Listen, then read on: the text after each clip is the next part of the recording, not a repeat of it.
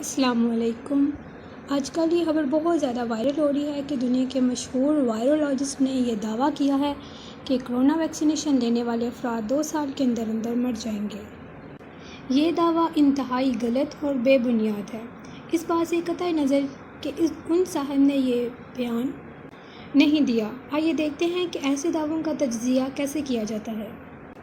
ہم فرض کر لیتے ہیں کہ ان صاحب نے واقعی یہ بیان دیا ہے۔ صرف ایک سائنسدان کے سنسنی خیز دعوے پر سارے سائنس کو غلط قرار نہیں دیا جاتا، بلکہ ہر دعوے کے ثبوت طلب کیے جاتے ہیں۔ سائنسدانوں میں بھی ذہنی بیماریاں ہو سکتی ہیں۔ سائنسدانوں میں بھی بشری بیماریاں، کمزوریاں ہو سکتی ہیں۔ سائنسدان بھی بعض اوقات اپنے ورڈ ویو کو غلط درست ثابت کرنے کے لیے غلط بیانی کرتے ہیں، جھوٹ بولتے ہیں اور غیر اخلاقی حرکات کرتے ہیں۔ اگر یہ خبر درست ہے تو ان صاحب نے ایسا دعویٰ دیا ہے تو بھی ان صاحب نے صرف دعوے ہی کیے ہیں، کیونکہ ثبوت پیش نہیں دیے۔ اگر ثبوت میسر ہوں تو سائنسدانوں میں اختلاف ہو تو اس اختلاف کو کیسے ریزالو کیا جاتا ہے؟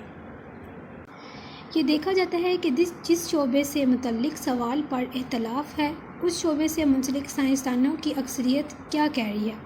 اگر 99% سائنسدان یہ دعویٰ کر رہے ہیں کہ ویکسین اس وبا سے بچنے کا واحد طریقہ ہے، تو 1% سے بھی کم سائنسدان یہ کہہ رہے ہیں کہ ویکسینیشن خطرناک تو ہے، لیکن 99% سائنسدانوں نے اس کو درست تسلیم کیا ہے، کیونکہ اس بات کا امکان زیادہ ہوگا کہ 1% سائنسدان کسی ذاتی فائدے نظریاتی اختلاف صرف مشہور ہونے کے لیے عموماً جھوٹ بول رہے ہیں، یہ محض ذہنی طور پر انسٹیبل ہونے کی وجہ سے ایسا دعویٰ کر رہے ہیں۔ لیکن اس بات کا امکان عموماً 0 ہے کہ 99 سائنسدان مل کر کوئی سازش کر رہے ہیں۔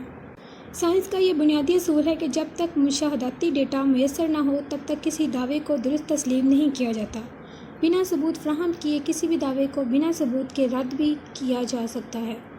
اس کے علاوہ جتنا بڑا دعویٰ ہو، ثبوت بھی اس قدر مضبوط درکار ہوتا ہے۔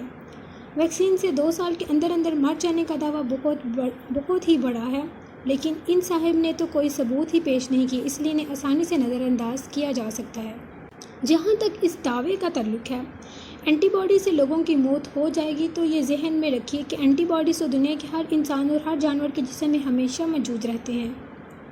جب بھی کوئی وائرس اور بیکٹیریل انفیکشن ہوتی ہے تو اسی وجہ سے ٹھیک ہو جاتی ہے، جسم میں اس وائرس یا بیکٹیریا کے خلاف اینٹی باڈیز بن جاتے ہیں۔ اس کے بعد ہمارا مدافعتی نظام تمام عمر اس وائرس یا بیکٹیریا کی پروٹینز کو یاد رکھتا ہے۔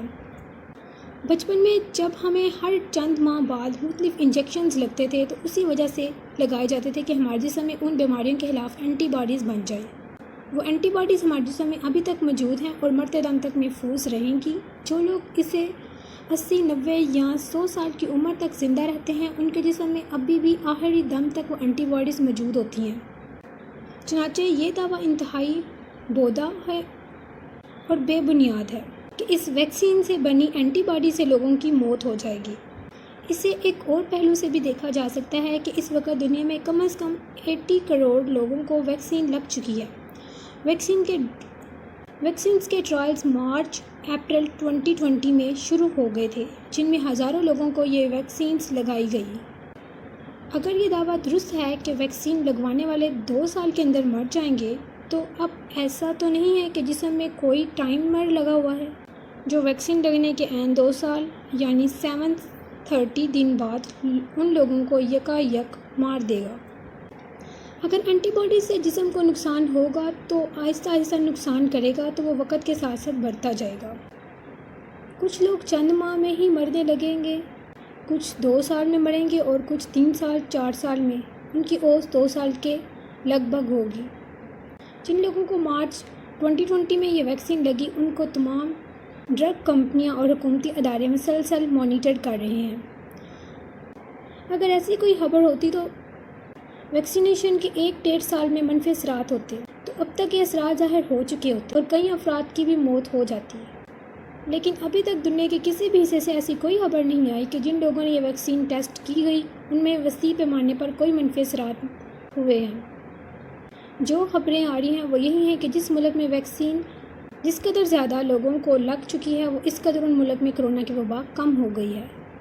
چنانچہ آپ کسی بھی پہلو سے اس سازشی نظریے کو دیکھیں، اس میں کوئی دم نہیں ہے۔ براہ کرم اس قسم کے مٹیریل کو سوشل میڈیا پر پھیلانے سے گریز کریں جو محض لوگوں میں بے چینی پھیلانے کا سبب بن رہا ہے۔